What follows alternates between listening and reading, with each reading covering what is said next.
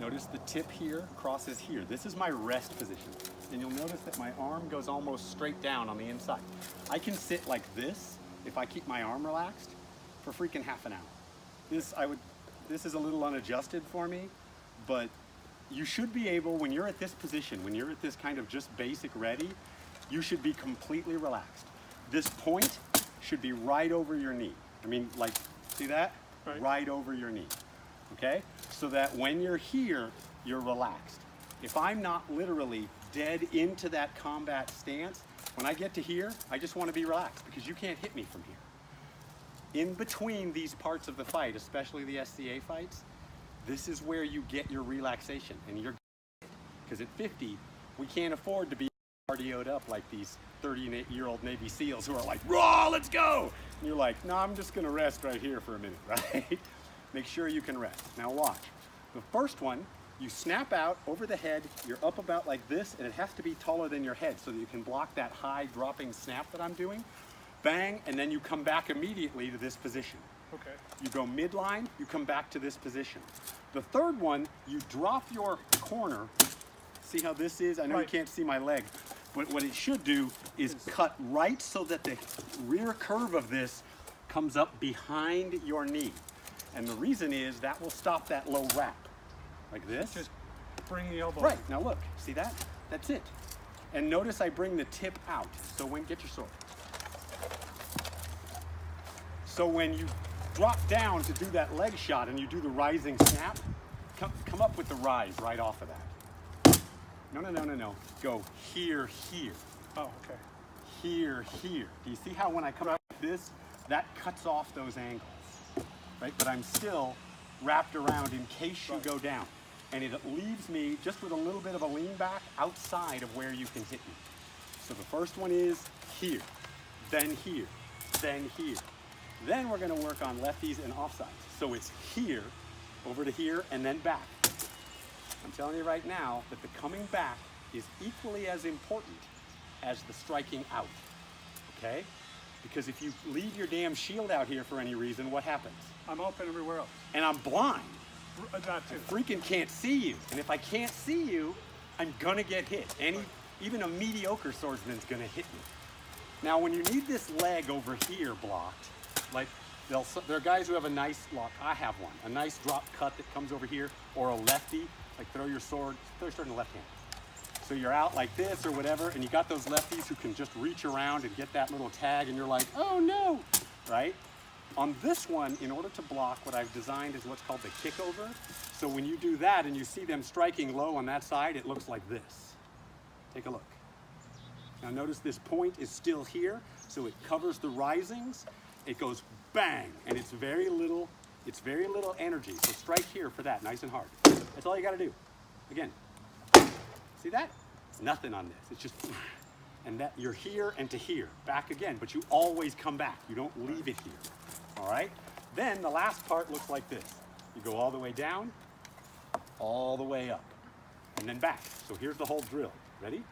1, 2, 3, 4, 5, all the way down, all the way up. That's 1, 2, 3, 4, 5, all the way down, all the way up.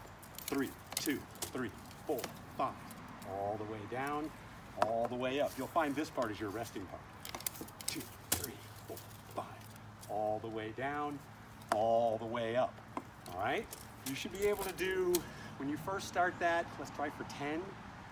But if you can do, when I was winning Crown and getting activist done, I could do 100 of those.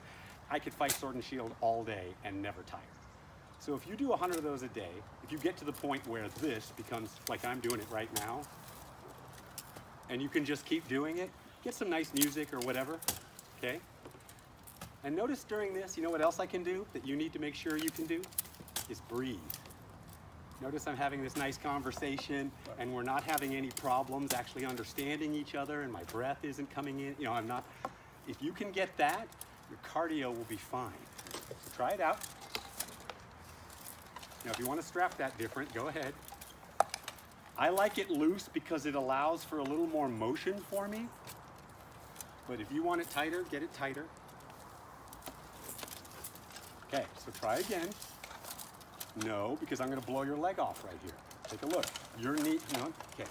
You need this over here, and you need this to hang about like this. It has to, if you sit like this, watch.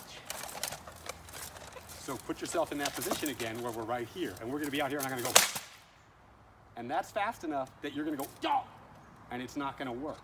And that wasn't even super fast. That was just me dropping it into your leg, okay? Instead, if it's there, it's that much. You can move that thing 2-3 inches before you ever get your leg. I know you feel open on the head. You're not. Because to get from here to your head, I have to travel all this distance, and your shield only has to move, what, 3 or 4 inches? It's that much. You'll get it. You'll get this.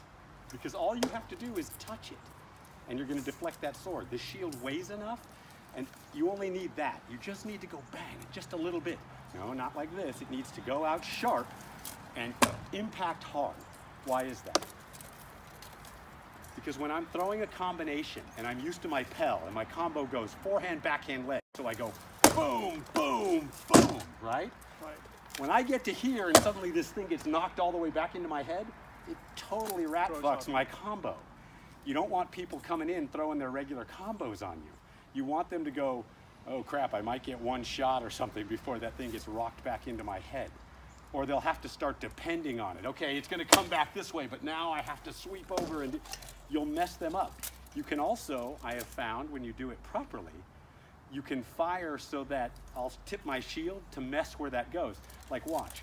So when you're here, if you want to block this, I'm going to come flat out with that snap again. And what I want you to do is I want you to hit a little bit like this, so it goes down. So rather than coming up, right, do you see that? How it knocks it all akimbo, or in some way that I don't really want it? That's what you want to do.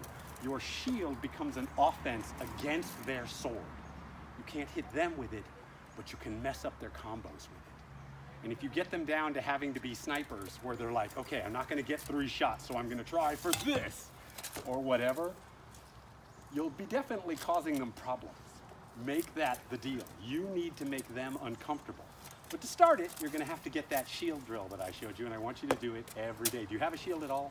No. Okay, we got to get you one, because you need to have a shield on your arm literally 5 minutes every day. It should be so natural to you that you're like, this is what I do all the time. It's just like talking or whatever, like you're an Italian with this. And this is how you get better at sword. 5 minutes, 5. This is what I've been doing every day.